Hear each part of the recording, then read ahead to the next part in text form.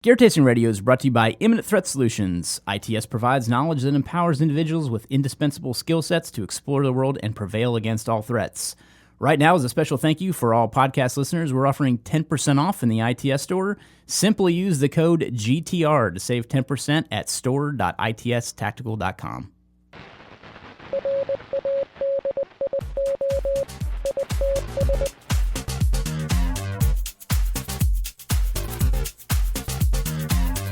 Welcome to Gear Tasting Radio, where we offer an in-depth look into the usage and philosophy behind the equipment in our lives. I am Brian Black, joined as always by Rob Henderson. Hello. And today we are going to be talking about recovery gear.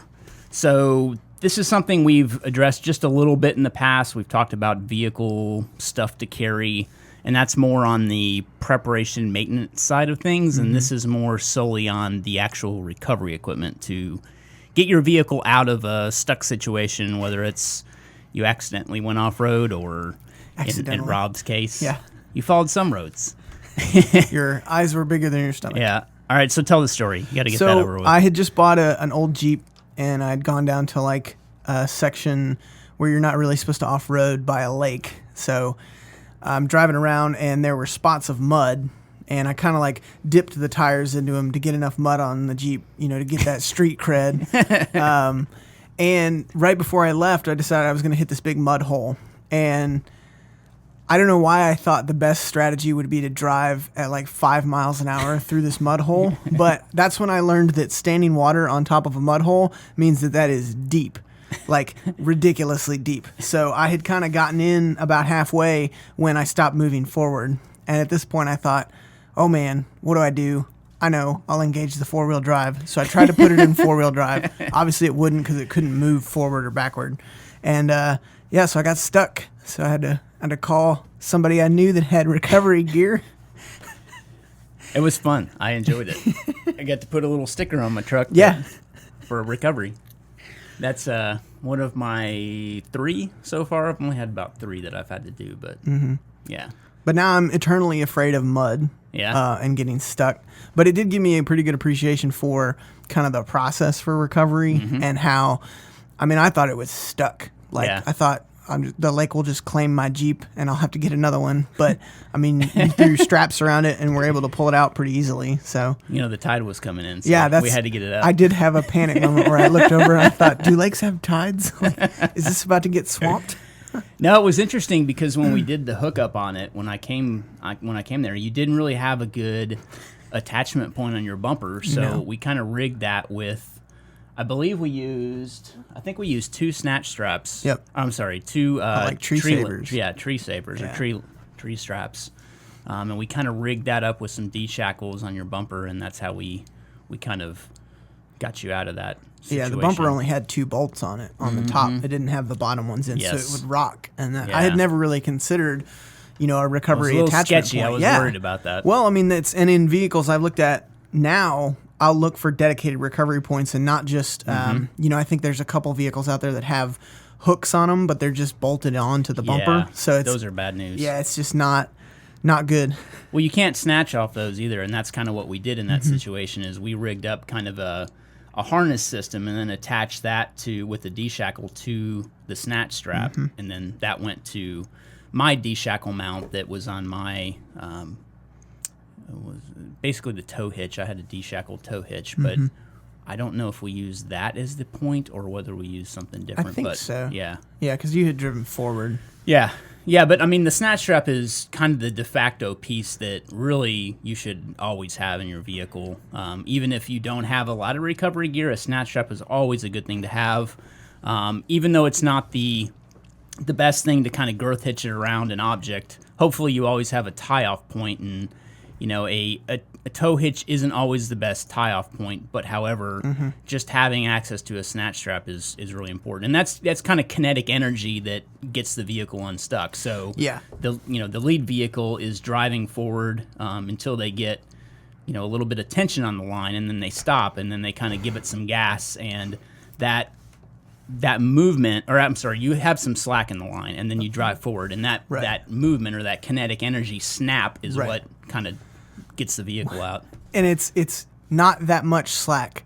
There are Right. hundreds of videos on YouTube of people bumper to bumper Right. driving away at 30 miles an hour and ripping a bumper off. Yeah. Because, it is like, it's that. like There's you a said, lot that of energy. force. Oh, Yes. yeah. Tremendous amount. Yeah, way more than you think there is, so you don't need a lot. Yeah. But yeah, that's one of the key pieces of gear, in my opinion, is a good snatch strap, and then good methods to be able to hook it up too. Yeah. You know. Well, I was going to say the recovery is one of the most exciting, but also for me, one of the most scary things. Oh, it's very because scary. It's just, Yeah. It's terrifying what Well, these are there's- able to do. Well, and there's so much energy in these pieces of equipment, whether it's the winch or whether it's a snatch strap or anything. There's just a tremendous amount of energy, and if you are on the wrong side of that energy when Yeah. it decides to give, Science things don't are care. bad. I mean, Yeah. you can look on YouTube and pretty much the internet in general for horror stories of, winch straps and things like, or winch cables Yeah, like breaking those and braided going steel right through cables. windows, Yep. and it's dangerous stuff. So, yeah, I guess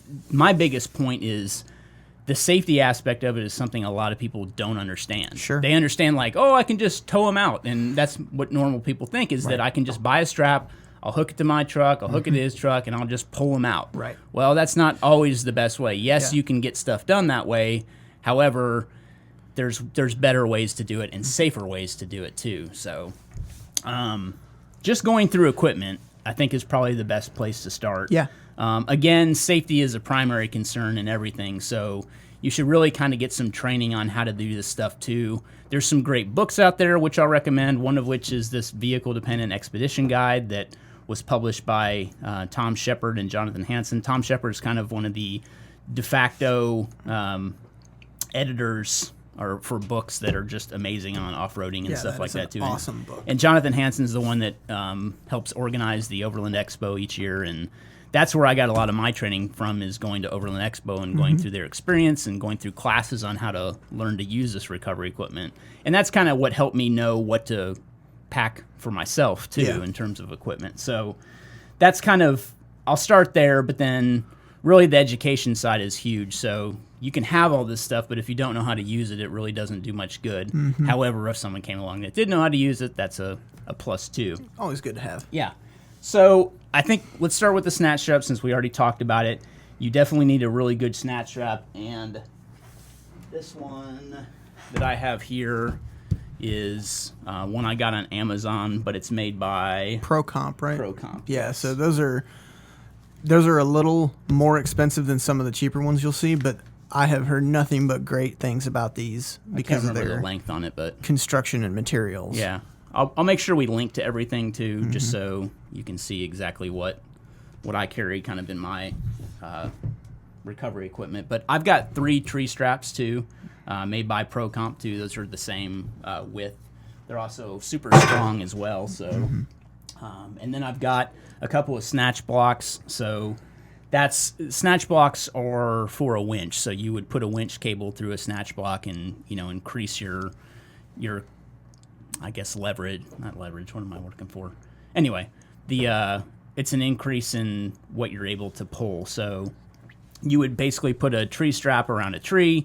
You would rig that to a D-shackle, put on a snatch block through your winch cable, and then back to your vehicle. And it's a way of self-recovery. So you're using that fulcrum point with the snatch block as a way to start winding your winch in, and it's pulling you out at the same time because it's coming back to your vehicle, if that makes sense. Yeah, so it's making a loop. You're making a loop shorter. Yeah. As you move forward. And that's one of the best things that you can have, in my opinion, on a vehicle, is that ability for self-recovery like that with a winch.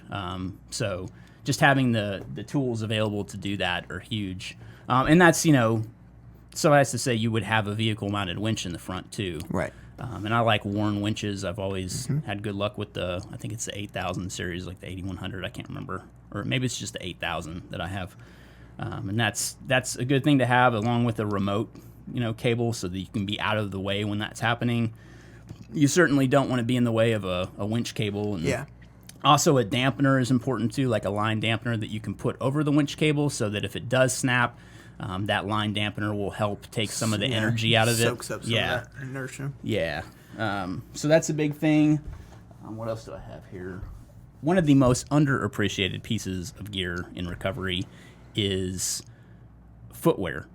So I carry these boots that smell ungodly, but They're called treads. They're made in the U.S., which is great, but they fit over your existing shoes. They look horrible. They're made in the U.S. from what smells like dead fish. Yeah. Oh my God, they still smell. But what's great is that if you're in a situation where you go off road and you get stuck, you can toss these on and you're not slogging down in all this mud. I mean, you could always carry a spare pair of shoes and clothes and stuff like that, but however, in my opinion, it's better to just carry something you can slip over your existing shoes and not have to worry about That it. would have been nice. Yeah. I have a mud-caked pair of Speed Cross in my garage. Still? Oh, yeah.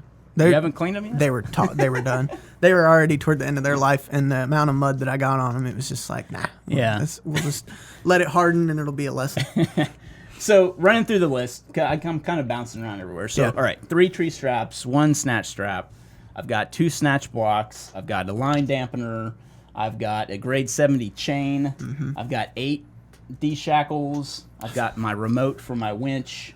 I've got a pair of gloves, which are very important. Especially when to you're have. dealing with winches. Yep, and then I have my high lift jack that's on my vehicle, as well as a shovel and an axe. Mm-hmm. And then in my recovery bag, I carry one of those plates for the high lift jack that you can put it on. It's basically dispersing the...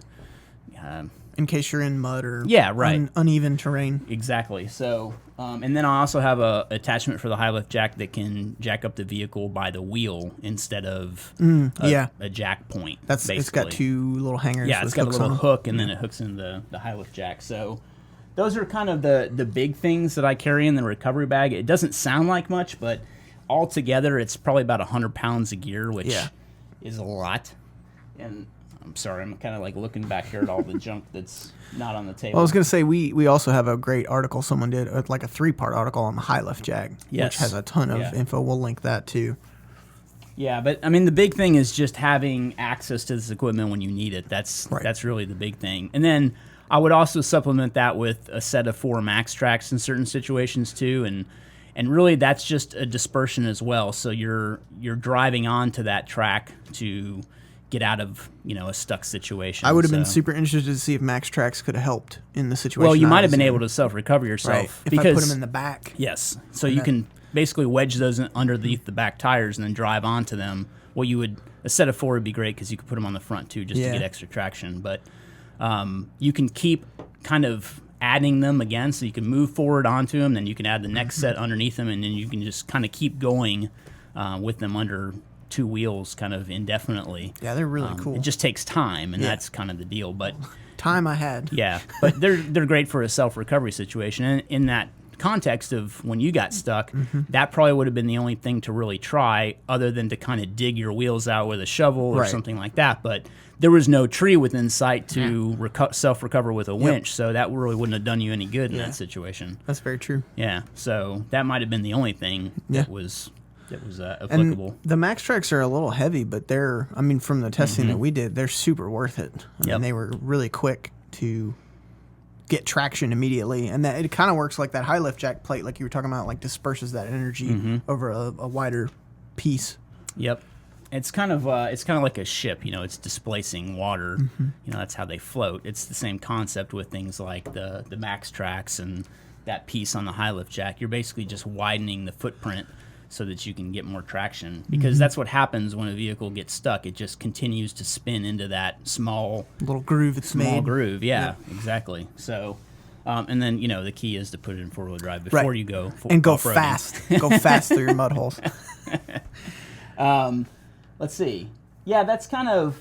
I think that's kind of the gist of the equipment stuff. I mean, all said and done, it's an expensive kit to have. I mean, I'm probably, I don't know, at least over $700 or $800 just in that, not counting the winch. So, well, I mean, it's expensive to have, but if you're going to do off-roading and you're going to travel, even by yourself, which I don't recommend ever, always have a second vehicle. But if you're going to go on these expeditions like that, you really need to have something that's going to get you by in case of, getting stuck. Yeah, and I mean, just with everything, there's budget equipment, and there's lots of stories out there of straps breaking, winches failing, all that kind of stuff, and this is the stuff that's been proven. And it's a little bit more expensive, but at the same time, if you could save a windshield or a door panel or a person, I think it's probably worth the investment. One thing I think that's worth it too that I've been reading more about is a synthetic line instead of a wire cable. The only tipping point on those that they're not good at is in extreme heat, which I'm talking like over 170 degrees, because they can degrade. They can degrade at 270 is the melting point of like Dyneema, which is a synthetic that's used a lot in winch lines. Up there. Yeah, I guess with friction. that's Fahrenheit, but like 170 it starts to degrade a little bit, but I mean, 170 is still extreme for that's pretty the hot. heat. Yeah. That makes me laugh. You gave it in Fahrenheit. Yeah. I don't know if you saw the comments on the last one. Well, where we I talked just about water. I always try to think of that. It was super confusing. Someone had mentioned, by the way, it's 8 pounds per gallon. Yeah, I know. But then someone it had was 7. mentioned metric is something lines up to where a liter of water is the same thing as a kilogram or something like that. And then it's like we have different ounces for dry goods versus fluids. So I really do wish we were on the metric system the more that I learn about it. But Yeah. Anyway. But yeah, I mean those temperatures are pretty up there. I know friction matters, but that's still really hot to get that to fail. One thing that I didn't mention is a full-size spare. Like that's one of Yeah. the first things that you should do if you don't have one, is get a full-size spare. Definitely don't rely on the little donuts if you... And rotate it in. Yeah, definitely rotate And check it in. the tire pressure. Yeah. So yeah, a 5-wheel rotation is a great thing to do, because then you're rotating in your spare and it's getting wear on it too. So I guess that's two different philosophies. Some people like to save the spare, for the good tire, but I think that rotating it in is better. Yeah. Well, and then you've taken it off, you've used it, because the thing for me is occasionally those lug nuts can get stuck, and the last time you want to know that is when you're trying to take it off in the middle of a field because your tire popped. Agreed. Yeah, let's see. Some of the other things I want to discuss are just general safety things too. Like the high lift is a great piece of equipment by itself, and like we said, we'll kind of link to that 3-part article in the show notes, because it's just such a key piece of equipment, because it can do so many things. Yeah. If you don't have access to a high lift, it kind of does the job of a jack, a come along, and then it also can be kind of a jaws of life in the right situation too. So, not only can it lift, but it can spread. Yep. So it's great for, if you had to extract somebody from a vehicle in an emergency situation, you could actually do it with a high lift jack. I mean, yes, it's not the most easy thing to handle, but you could do it. Yeah, it operates on the same principles. Exactly. And then, when you have a lift on your vehicle, which most people do that go off-road, you need a jack that can lift your vehicle. Yep. And, the default jack in most vehicles that you'd convert and put a lift on is not going to do it anymore. Right. So, you really need something like a high lift to even be able to change a tire, which is an important consideration. That's true. A lot of people don't think about that. They'll keep the standard jack in there, and then they go to wheel it up, and they get all the way up there, and it's not even making contact. Yep.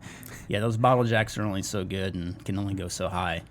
Plus, the high lift also with that attachment can really, spread that footprint, Yeah. wide in case of uneven terrain when you're trying to jack it up. Also, spare tire tip that I didn't know: loosen the lug nuts before you jack the vehicle up. Yes. You will. That's like changing a tire 101. I know. Yeah. But you'll have a lot less headache if you just do it prior. Yeah.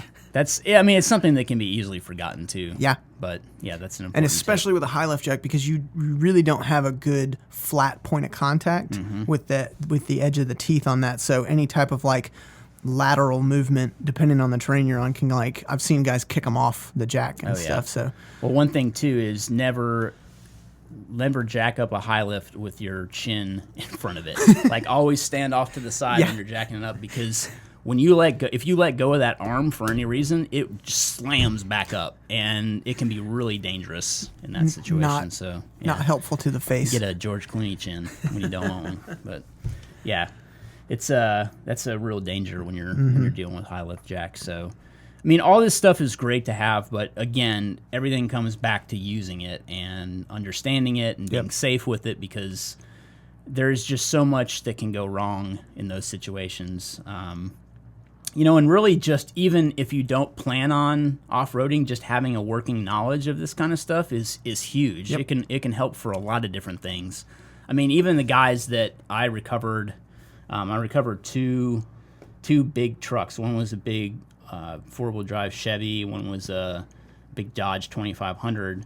And the guys that drove those trucks, not only did they not have anything, they just expected we were going to be off-road and I'd be okay because I got four-wheel drive. But the deal is they were parked on a hill, rain came in, and they started to slide, like a vehicle started to slide down, and I had to recover it. But they didn't even understand the concept of that kind of recovery. I mean, they were like floating around their vehicle, and I had to tell them at least 8 or 9 times, like, get out of the way. Yeah. You need to be behind my vehicle. Like, this is serious. Like, I was super concerned. I mean, it was a scout camp out too, which is even worse because there's kids running around. So we had to really, maintain an area clear around that. But I was really nervous. I mean, it was raining like crazy. I was trying to hook all that stuff up, and it was just it was a dangerous situation overall. Yeah. But I mean, we got it. We got the vehicles out, but that's good. Yeah, at the same time, it was that was probably the most nerve-wracking recovery I've had to do. Yeah. Just because of the danger that we faced. Yep. We were at a canoeing camp out, and literally it had rained unexpectedly, and the water level from the river that we were camping on started to rise. And so it did have a tide. Yeah, it did have a tide. Yeah. Yeah, but that was a pretty scary situation. Well, hopefully a good lesson for those guys too. That I know the 4-wheel drive imperviousness is kind of pervasive. Well, and that's a big thing to mention. Like you said, it's just I have 4-wheel drive, I'm going to be okay, and it's not like that. No, it really isn't. It's a little bit of a leg up. Well, you also need to understand approach angles and departure angles too. Like that's a huge thing, even when it comes to driving. This is before the recovery. Hopefully, if you drive correctly, you don't have to be in a recovery situation. Right. So. Like even learning how to traverse hills and everything will help out with that too, because if you understand that, you hopefully will not get stuck or roll your vehicle or something crazy like that. Something silly. Yeah. I haven't had to flip over a vehicle yet. So that's good. Thanks for listening to Gear Tasting Radio. Remember, if you got questions, use the # Gear Tasting on any social media network, and we will find your questions and get them answered. Be sure to subscribe on Apple Podcasts if you're not subscribed already. We would very much appreciate your subscription. And while you're there, be sure to leave us a review, giving us a 5-star review. Wow, we may deserve it, we may not. I'll leave that up to you. We would very much appreciate it because it helps get our podcast into different eyes. Apple will show it around and get more people on board and, put their little Apple magic on your podcast and get people listening. That's what they do, right? Yeah. All right. So also while you're there, be sure to check out other podcasts too. There's lots of different podcasts that are recommended in kind of our genre as well. So make sure you give those a listen. There's lots of good shows out there. Little hat tip to Mike Ritland's podcast. I wanted to mention that. If you're not listening to it, please do. That's Mike Drop. That's Mike Ritland's podcast. We've had him on as a guest on one of our podcasts before, and he's a pleasure to have on, and he really knows what he's talking about. And good stuff. Yeah, definitely good stuff. So last but not least, I wanted to mention, head over to itstactical.com, sign up for our membership. We would very much appreciate your membership if you'd like to support the show. We have plenty of things to give you in return for your membership. We've actually just instituted a brand new perk for membership. So we're now doing product releases at least 24 hours in advance for members. So you get access to purchase things. Sometimes they go out of stock quickly. So it kind of gives you pre-release access to those items. So check it out. We'll put the link to it in the episode intel, as well as some of the stuff we talked about on the show. So thanks for listening, and we'll see you next week.